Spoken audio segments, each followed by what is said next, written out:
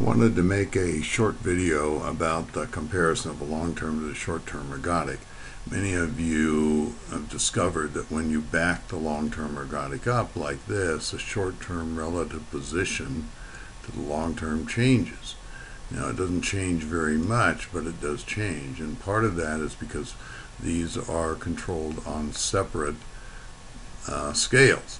Now, the only places the long-term and the short-term ergodic work properly are when you are at the right edge, like this.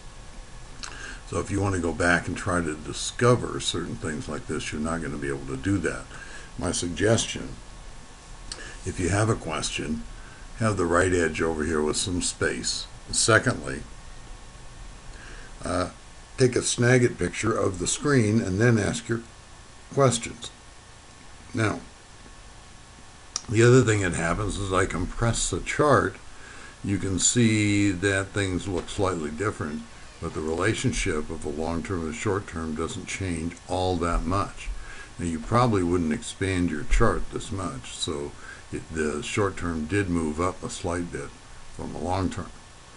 So just a hint, keep it one way, look at it one way, and you'll learn to use the short-term against the long-term in the proper manner. Now remember, we're using the ergodics, we're using the support and resistance, we're using the pivot points from the Pesavento lines and the moving averages. So this is only one part of your entire picture.